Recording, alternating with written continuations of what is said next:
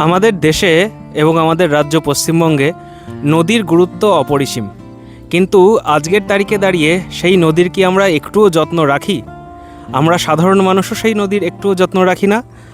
আর যারা রাজনৈতিক নেতা আছে, যারা ক্ষমতায় আছে, তারা তো নদী নিয়ে ভাবে বলে আমার একটুও মনে হয় না। সামনেই 2026 সালের বিধানসভা ভোট। ভোটের আগে সবাই মেতে আছে ধর্মের রাজনীতিতে।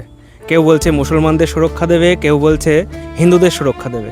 কিন্তু আমাদের ভূগোলের ইতিহাসের এত গুরুত্বপূর্ণ কিছু কিছু নদী আছে, সেই নদীগুলি মৃতপ্রায় অথবা মৃত নদীতে পরিণত হয়েছে। আমার পেছনে তোমরা দেখতে পাচ্ছ জলঙ্গি নদী আর অঞ্জনা নদীর মিশ্রণস্থল। এই জায়গাকে অঞ্জনা নদীর উৎসস্থলও বলা যেতে পারে। এইখান থেকেই আমাদের আজকের প্রতিবেদনটা শুরু করব, তোমাদেরকে দেখানোর জন্য যে অঞ্জনা নদীর কি বাজে অবস্থা। এই নদীর যে কত ঐতিহাসিক গুরুত্ব আছে তা যারা একটু পড়াশোনা করেছো তারা জানোই। আর ভৌগোলিক দিক থেকেও ভীষণভাবে গুরুত্বপূর্ণ।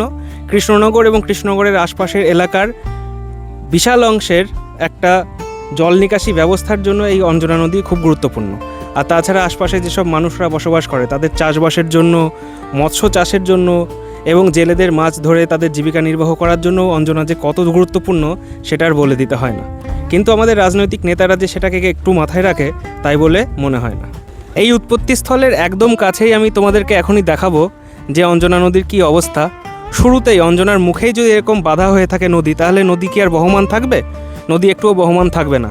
এখানে এই নদীর জল একটু শুকিয়েছে আর চাষবাস শুরু করে দিয়েছে মানুষজন। তাহলে এখানে কিছু মানুষজন আছে, তাদের সাথে কথা বলার চেষ্টা করব যে এই জমির মধ্যে কিভাবে চাষবাস চলছে নদীর মধ্যে। তো অঞ্জনার অবস্থা তো ভীষণই খারাপ। অঞ্জনা আসবে নাকি ওইখান থেকে? এই আপনার অঞ্জনা খাল রাজবাড়ি পর্যন্ত তো দেখেছেন, রাজবাড়ি দেখেছেন আপনি?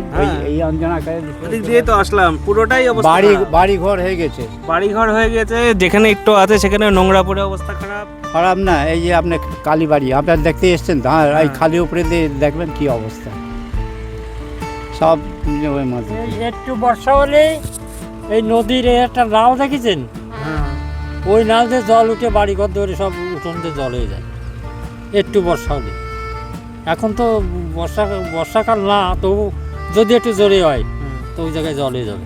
তো তোমাদের এসব অসুবিধা বলার কোনো লোক নেই? না, এই যে একটু ইয়েটা দিলেই এই যে বেড়ে ওই যে জলটা চলে আসে, ওই জলটা বেড়ে যায়। তা তো কেউ দেবে না, সরকারও দেবে না, আর ওই যারা কমিশন হয় তারাও দেবে না।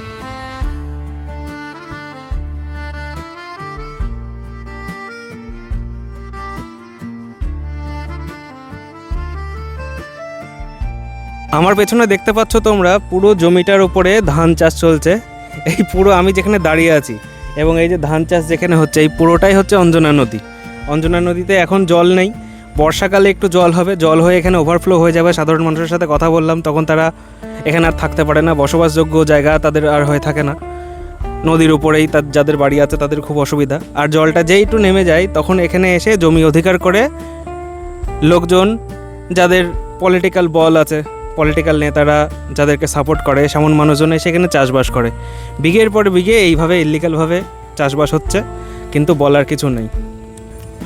তো নদীর যে এইরকম অবস্থা, দুরবস্থা, এটা তুমি কি ছোটোবেলার থেকেই দেখছো নাকি রিসেন্ট হয়েছে?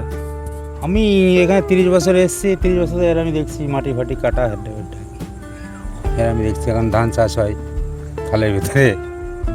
তো মাছ কেমন হচ্ছে? ভালো হয় মাছ এখন? আগে ভালো হতো নাকি এখন ভালো হয়? আগে ভালো হতো, এখন অনেক মাছ ধরার লোক আর সেরকম মাছ এখন আর নেই। কী জন্য মাছ নেই, কী জন্য বলে মনে হচ্ছে তোমার? মাছ এই প্রত্যেকবার জল খারাপ হয়, মাছ সব মারা যায়। জল খারাপ হয় কী করে? ওদিক থেকে মিলের তো একটা জল আসে, ওই জলটা এসে খারাপ হয়ে যায়, একদম জল সবুজ হয়ে যায়, মাছ সব মারা যায়, মাছ হয় না। আগে কি ভালো ছিল জলের অবস্থা? আগে ভালো ছিল। এই বছর দশেক ধরে দেখি যে এরকম খারাপ জল আসে, এসে মাছ মারা যায়, মাছ সেরকম পাইনি। আগে পেতাম, এখন আর সেরকম হয় না। যে বছর বছর ভোট আসে, ভোট টোট তো দাও নিশ্চয়ই? হ্যাঁ। তো নেতারা যেতে, বিধায়ক হয়, তারা কিছু কাজ করে না? ওসব বলতে হয় ওটা। কাজ নিশ্চয়ই করে না, কাজ করলে কি আর নদীর এরকম অবস্থা থাকে বলে। মোটামুটি কি মাছ বেশি পাওয়া যায় এখন? পাওয়া যাচ্ছে খয়রা মাছ, খয়রা।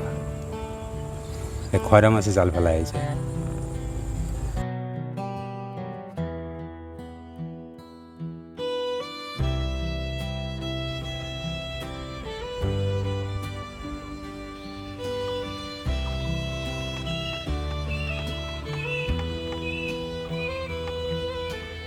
দেখুন এটা যে অঞ্জনা নদী সেটা কে বলবে। এখানে দেখে মনে হচ্ছে একগাদা জঙ্গল হয়ে আছে, কিন্তু এটাও নদী, পুরো খালের উপরে। আর এই খালের উপরেই জমি দখল করে এরকম আশ্রম তৈরি হয়েছে। এই যে সামনে দেখতে পাচ্ছেন এটা হচ্ছে আশ্রম। এই যে আশ্রমটা, এই আশ্রমটা পুরো হচ্ছে অঞ্জনার খালের উপরে তৈরি। এই যে সামনে এখানে এই যে ঘোলা জল, এটা হচ্ছে অঞ্জনার খাল। আর এই খালের পরে জমি অধিগ্রহণ করে খালেশ্বর বাবার মন্দির।